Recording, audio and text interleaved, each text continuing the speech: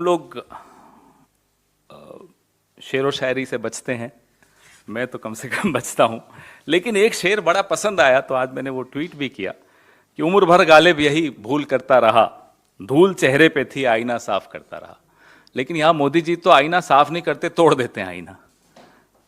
BBC पर कल आपने देखा क्या हुआ, सर्वे हो रहे हैं। हमारे साहब को इतना नहीं मालूम, बीबीसी कोई प्रॉफिट लॉस का रेवेन्यू मॉडल नहीं है। जितने भी सब्सक्राइबर हैं बीबीसी के, वो एक लाइसेंस फीस पोस्ट ऑफिस में जमा कराते हैं। पोस्ट ऑफिस वो लाइसेंस फीस बीबीसी को दे देता है और उससे तनख्वाहें चलती हैं। कोई प्रॉफिट लॉस नहीं होता उसमें। इनकम टैक्स डिपार्टमेंट भारत का, उसका कोई रोल ही नहीं है। इससे साहब को क्या फर्क पड़ रहा है? उन्हें तथ्यों से कोई मतलब नहीं। साहब के अतीत पे कोई प्रकाश डाल दे या कोई अतीत को सामने खंगाल कर ले आए तो वो उस आदमी का, उस मीडिया हाउस का भविष्य बर्बाद कर देंगे। यह है इनकी असलियत। यही बीबीसी 2014 से पहले तो साहब उसके बारे में भाषण दिया करते थे कि साहब हम तो भरोसा ही बीबीसी पर करते हैं। आज क्या हुआ? तो खुद इतिहास खंगाल खंगाल करके सरनेम पे चले जाएंगे कि गांधी हो या नेहरू हो, और इनकी पार्टी और इनकी विचारधारा हजारों साल पुराना इतिहास सबको याद दिलाती रहेगी। अरे साहब आपके साथ ये बुरा हुआ। 20 साल पुराना इतिहास अगर बीबीसी ने निकाल दिया तो आपको क्या परेशानी हो गई? G20 पे जो हमें रोटेशनल प्रेसिडेंटशिप मिली, चेयरमैनशिप मिल रही है हिंदुस्तान को, सबके लिए गर्व का विषय है। मदर ऑफ डेमोक्रेसी इंडिया, बिल्कुल है मदर ऑफ डेमोक्रेसी इंडिया। लेकिन इंडिया का जो प्रधानमंत्री है वो फादर ऑफ हिपोक्रेसी क्यों बना हुआ है? जब मदर ऑफ डेमोक्रेसी है तो विश्व में आप क्या छवि बना रहे हो? इस तरह से रेड्स डालकर, इस तरह से इनकम टैक्स की टीम भेजकर बीबीसी पर क्या मिल जाएगा आपको? क्या छवि बहुत निखर जाएगी आपकी? आप सबको मालूम होगा, क्योंकि आप सबसे वाबस्ता है, आप से रिलेटेड है ये बात, कि वर्ल्ड प्रेस फ्रीडम इंडेक्स में 2021 में हम 142वें रैंक पर थे, 2022 में हम 150वें रैंक पर चले गए। हमारे पड़ोसी देश हमसे बेहतर हो गए। तो कल जो इन्होंने बीबीसी के साथ किया, आपको क्या लगता है कि हम वर्ल्ड प्रेस फ्रीडम इंडेक्स में और बढ़ जाएंगे? इसमें हमारा रैंकिंग सुधर जाएगी? आज कह रहे हैं साहब विदेशी साजिश हो गई। दैनिक भास्कर ने क्या कर दिया था जब उन पर रेड हुई थी? वो भी विदेशी साजिश थी। न्यूज क्लिक क्या विदेशी साजिश का हिस्सा था? न्यूज लॉन्ड्री क्या विदेशी साजिश का हिस्सा था? पहले एक चैनल पे रेड डालते हैं, फिर उनका दोस्त वो चैनल खरीद लेता है। ये कौन सी साजिश है? ये कौन सा टूल किट है? मैं नाम ले लेता हूं, कई बार नहीं लेता। आप समझते हैं मैं किस चैनल की बात कर। ऐसे कई उदाहरण आपको मिल जाएंगे जिसमें पहले रेड होती है, वो मीडिया हाउस हो, वो कोई पोर्ट हो, वो कोई एयरपोर्ट हो। पहले एजेंसी जाएगी साहब की, पायलट एस्कॉर्ट होता है ना, वीआईपी जब सड़क पर चलते हैं तो ये मोदी साहब का पायलट एस्कॉर्ट है। मोदी साहब का नहीं, अदानी जी का पायलट एस्कॉर्ट है। पहले जाती एजेंसी, फिर जाते हैं अदानी जी। हो गया काम। तो मीडिया के साथ भी वही हो रहा है, जो पारादीप पोर्ट के साथ हुआ या जो मुंबई हवाई अड्डे के साथ हुआ। लगातार इनका ये एक टूल किट जिसको हम कहते हैं। मैं आपको और भी उदाहरण दूंगा।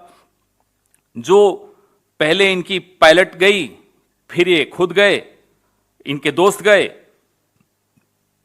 Ambuja cement, ACC, UltraTech cement पहले छापा, फिर दोस्त। कितना अच्छा मॉडल है देखिए।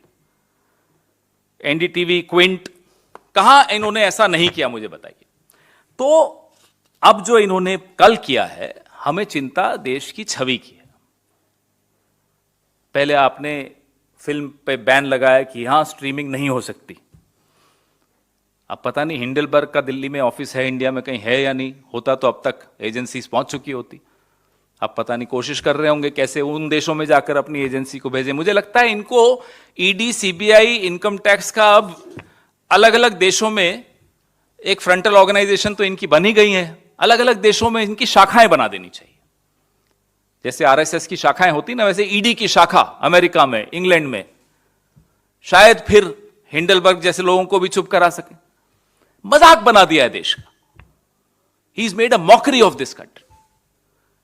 We are not a banana republic and we'll never be. लेकिन आप जो इस देश में कर रहे हैं, फिलिप कॉटलर अवार्ड न पहले सुना न बाद में सुना, पूरा तंत्र जागृत हो गया, अरे साहब मोदी जी को जय जयकार हो गई, फिलिप कॉटलर अवार्ड मिल गया। तब विदेशी साजिश नहीं होती।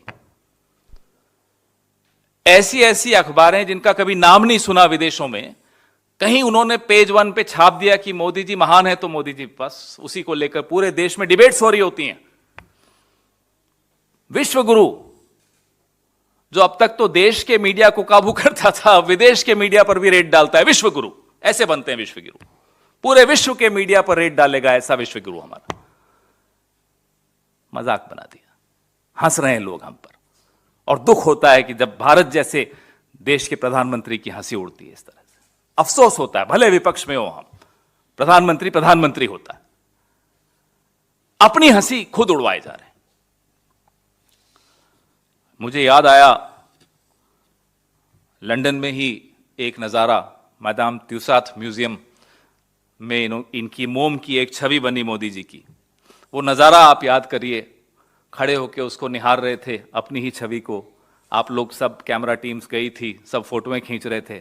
तब कोई विदेशी साजिश नहीं थी। कोई अवार्ड मिल जाए, कोई रिकॉग्निशन मिल जाए, कोई विदेशी साजिश नहीं। कहीं कोई सच निकल कर आ जाए, साजिश हो गई, टूल किट हो गया, राष्ट्र विरोधी हो गए,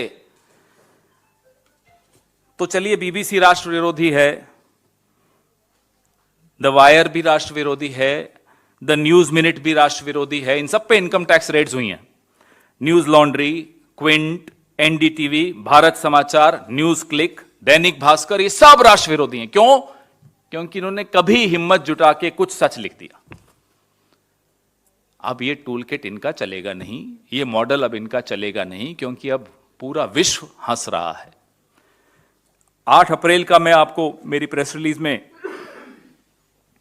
लिख रहा हूं कि डीडी, आकाशवाणी, इस सब पर तो हम भरोसा ही नहीं करते, हमें तो बीबीसी पर भरोसा है। कहां हो, क्या हो गया साहब? अब बीबीसी पे भरोसा क्यों नहीं है? सत्ता में आते ही भाषा बदल दी।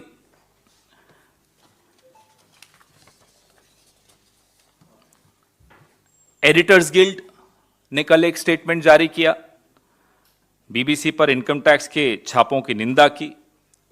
कांग्रेस पार्टी उस स्टेटमेंट का समर्थन करती है, स्वागत करती है, और लोकतंत्र के चौथे स्तंभ को जो सत्ता का हथौड़ा बार बार मारा जा रहा है, हम उसका खुलकर, डटकर विरोध करते रहेंगे।